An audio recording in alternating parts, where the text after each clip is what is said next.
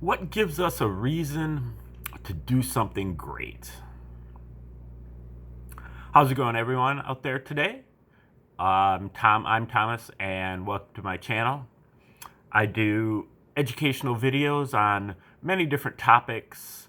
For the last couple months, I've been focusing exclusively, or almost exclusively, on the Tree of Life.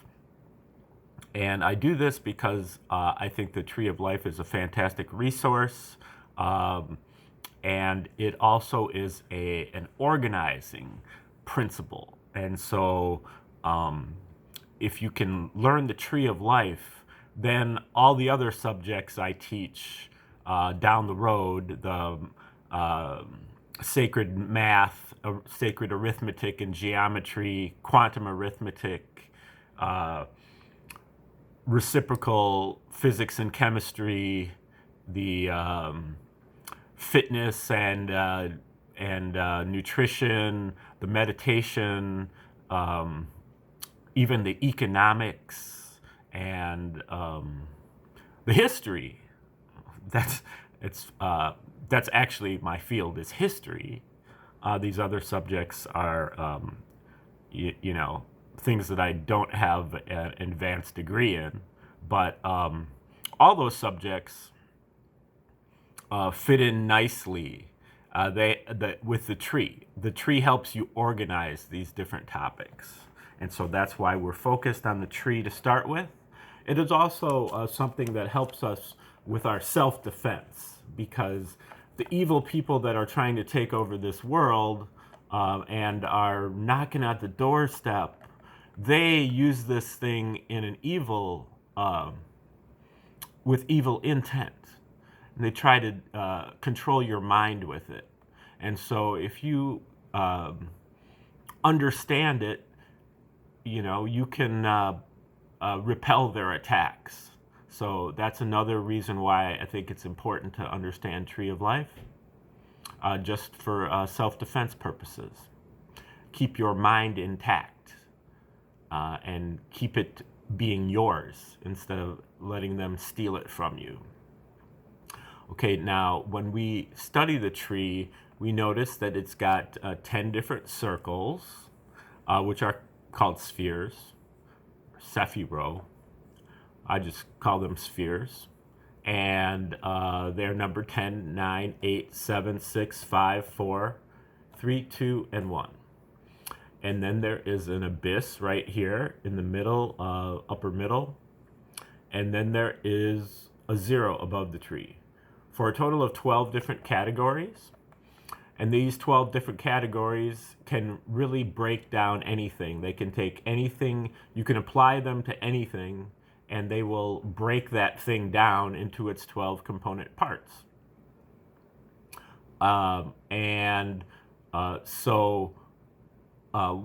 The way that I usually calibrate it is by saying that this represents our 12 faculties of consciousness, or 12 abilities of consciousness, or 12 modes of consciousness.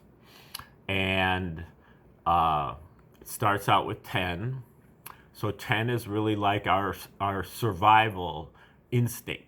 Our instinct consciousness, our wild animal consciousness, the law of the jungle, kill or be killed, the state of nature, and also includes like the defilements of the body, the fight or flight response. These are all in the 10th sphere. And the 10th sphere, we are endowed with the 10th sphere when we're born. And so we have these various instincts to keep ourselves alive. But then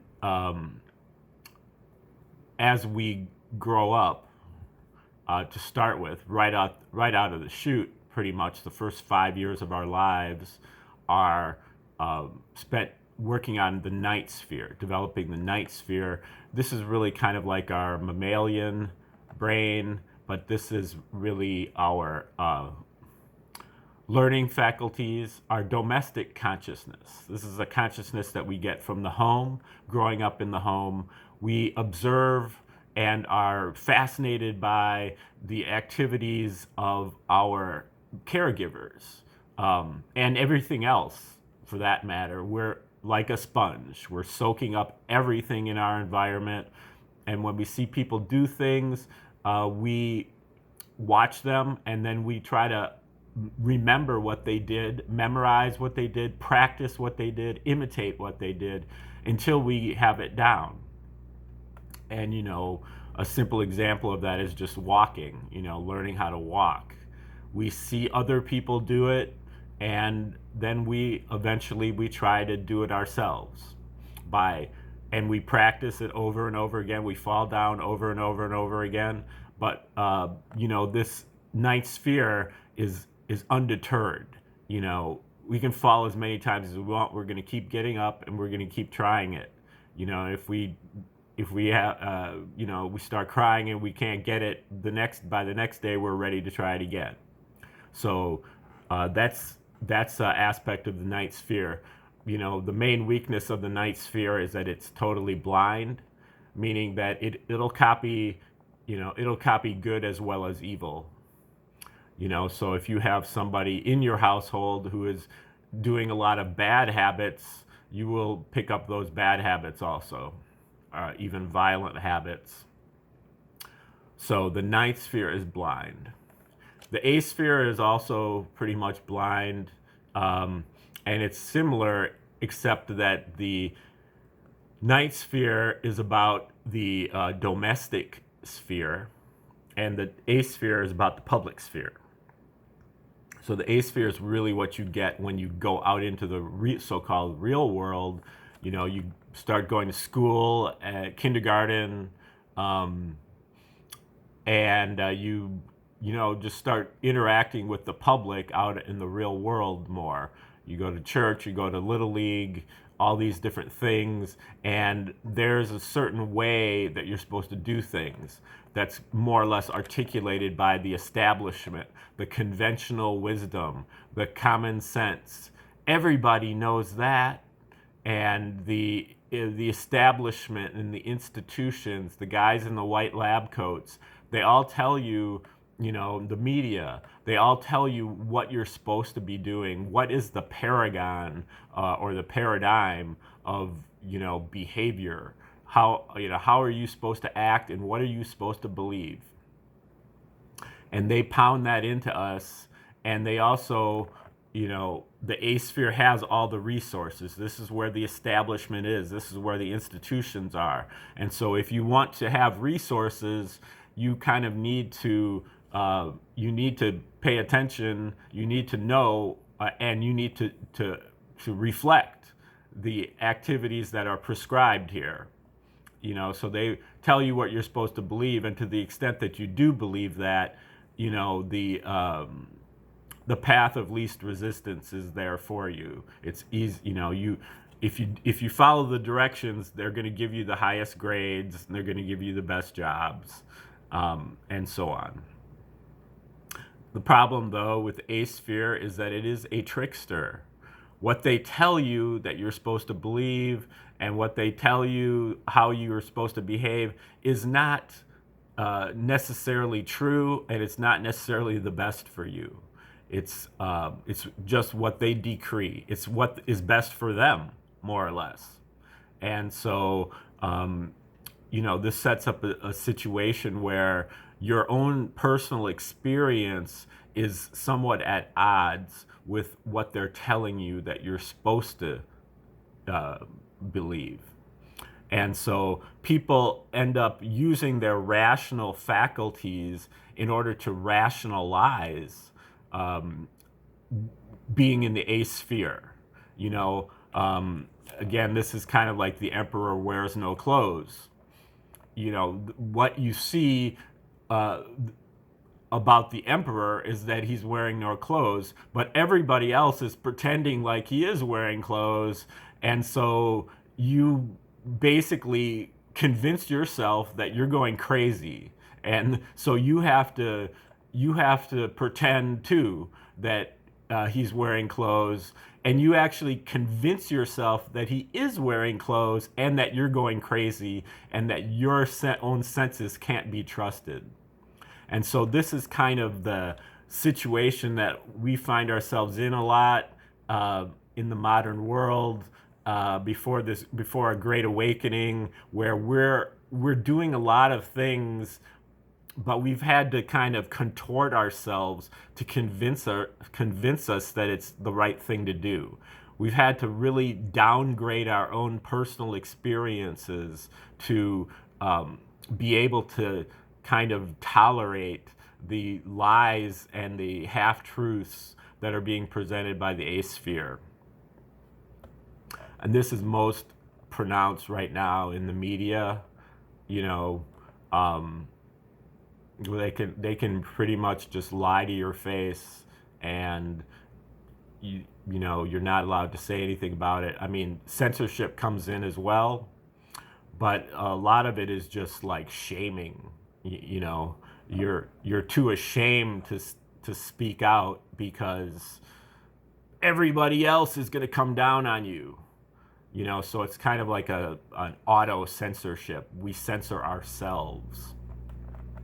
Okay, then the seventh sphere is really for people who have gotten into the asphere and they decided not to censor themselves. They're like, you know what, this makes no sense. And even though the asphere is the real world, you know, the seventh sphere is the imaginary world. And so, you know, people in the seventh sphere, they looked at the asphere and they're like, this is kind of whack. You know, what are they doing here? And they come over here and they imagine something better. They try to come up with things that are better than what's going on here. And they use all kinds of different qualities of the seventh sphere, not only imagination, but also inspiration, which we'll be talking about today, and then intuition, being able to kind of see inside and communicate, to be able to get communications from our heart, and also creative spark within us, and the pleasure principle within us, which allows us to put things together into pleasing arrangements. And these things help us to kind of overcome this asphere and to be able to propose alternatives to that asphere in the form of creative products and inventions. You know, whether it's a play or you know, a comedy routine or an invention, a machine that maybe replaces some other machine that is used here. So the seventh sphere creates alternatives. And then we use our inspiration to help us move up here into the sixth sphere. Many of our heroes, sixth sphere corresponds to the hero. It's known in the Egyptian as Heru. And we are inspired by what's going on up here, and so we start taking that path. And that path, you know, the inspiration is just the 1%, and then we have to add in the 99% perspiration to climb on this difficult path. But what we notice at the sixth sphere is really that we're already here. This is where we're located in general, but it seems like we're located down here because the sixth sphere is our free will faculty. And our free will is our ability to pay attention, to stay present, and to make decisions. And so we find that we're here, but we're constantly paying attention to the lower aspects of the tree, to the 8th and 9th and 10th spheres. And so we're paying attention to our, you know, our belief systems and our habits and our addictions.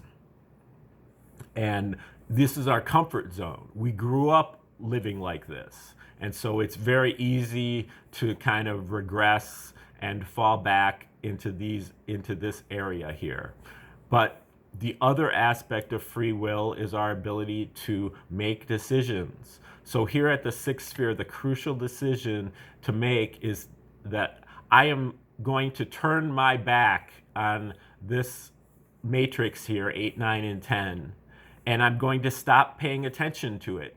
And I'm going to direct my attention up the tree instead of down the tree. I'm going to pay attention to the higher faculties within me. That's a very difficult decision to make because it is fear. It creates a lot of fear because the unknown is really the source of fear, and the unknown is what's up here because we haven't really opened up these faculties yet. These are we might have had a glimpse of things up here, but this is largely unknown territory where this is really comfortable. This is what we're used to. This is our comfort zone. And so it requires courage to turn ourselves around here at the sixth sphere. And so then when we do turn ourselves around, we should point our attention at the fifth sphere, at the next highest sphere. The fifth sphere is really our sense of justice. And this also could be called karma, which is, what comes around goes around, and as you sow, so shall you reap. For every action, there's an equal and opposite reaction. And the karma is based upon violence and waste and violation. And so, if you act in a violent manner, then your karma will return in a violent manner. If you act in a wasteful manner, your karma will return in a wasteful manner. And if you're paying attention, you will notice this. You will notice that, hey, this was not an optimal result of that behavior. Maybe if I didn't act so violently, I wouldn't get returned so violent.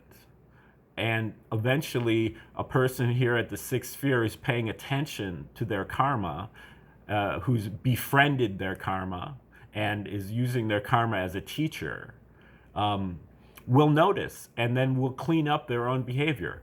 Perhaps if I eliminated that violence from my behavior, which also entails identifying the violence, because much of the violence that we do commit is what you would call hidden violence or undetected violence. Perhaps we are. An example would be to patronize a company that gets makes their products with slave labor. So you're not really recognizing that you're just going out to the store and picking this thing up, and you're not recognizing that there's basically blood dripping from the product but it's been sanitized to make you think that it's all pure, but it represents slave labor. And so, but the karma does recognize that. So, you have to be able to really kind of break all that down. So you have to really pay attention here at the sixth sphere to get your lessons properly from the fifth sphere. So where the fifth sphere is karma, the enforcement of the law, the fourth sphere is the articulation of that law, the natural law, not the cops and not the justice system, but the natural law, how things really are, that is accomplished through long periods of observation and inquiry, investigation, experience, experiment, and just over the years. And this is compiled into a holy book or a theory of everything. And these things are not perfect, but they do articulate all of the major questions that face mankind about who God is and where we came from and what we're doing and all of these things. And so we fit in. We learn more about these things by studying cosmologies. The more that we study, the better that it is for us. Then this is also universal law, universal language, and universal love. So universals. The abyss here is about our psychic powers, our ability to tune into and recognize omens, synchronicities, coincidences, things in our lives that are anomalous and that call attention to themselves. We have to be able to notice that that's what they are, and then to be able to act upon them. 3, 2, and 1 are our divine faculties within us. 3 is omnipotence, all-powerful. 2 is omniscience, all-knowing, or wisdom, our ability to solve problems. And 1 is omnipresence, all present, all at once, eternally, and everything. And this is really like a unifying factor because it is our creative spark within us, and it is also within everything else. So we become unified if we can sink down all the way to our deepest center. We tap into this through sound, we tap into this through vision, and we tap into this through being. And then the zero sphere above the tree has to do with the nothingness or the mystery of the universe. And this is the part of the universe that we're not privy to. The universe, it's the part of the creator that we're not privy to. It's not in the universe. It is in the creator, but not in the universe. It's not available to us, but we can make some proclamations of it indirectly, and you can think of it kind of as the rules of the game that preceded the game of universe. Okay, so that is the beginner's version of the tree. Now, again, you can apply the tree to everything. So to come up with a slightly more advanced way of studying the tree, I basically shrunk the tree down and applied it to each one of the different spheres. So I broke down the 10th sphere into its 12 component parts. I broke down the 9th sphere into its 12 component parts, and so on, for a total of 144 different fractal faculties. So mini faculties of consciousness. And I would be happy to share that list with you. If you click the link in the description, I'll send out the kind of abstracted list of the 144 fractal faculties. And as we do the videos in this series, we will be focusing on one of those 144 for each show. Each show, I will be spending the first 2/3, 3/4 of the time on the introduction, the beginner's aspect of the tree, and then at the end we'll be focusing on one of the 144. So today we're focusing on number 47, what gives us a reason to do something great. And this is in the 7th sphere, and it is the first fractal of the 7th sphere. So the 7th sphere is about creativity process. It's about inspiration, intuition, and imagination. And then the first sphere within is about our unifying factor within us and omnipresent, being all present. And it also just kind of reflects the highest aspect of the particular sphere that it's a fractal of. So the highest aspect of the 7th sphere. Number 47, inspiration, standing shoulders, stepping stones. Stage number 47 is about using other people as shining examples to give us a boost to do something outstanding in our own life. Light bulb on, sudden awakening, but batteries are not included. 1% spark is a la romance, a great start, the honeymoon period. Just add sweat. Engage in an energy example exchange. The creator tallies according to creative activity. imbuing us with a driving force, inspired by another's greatness, another's giantness. We can stand on their shoulders.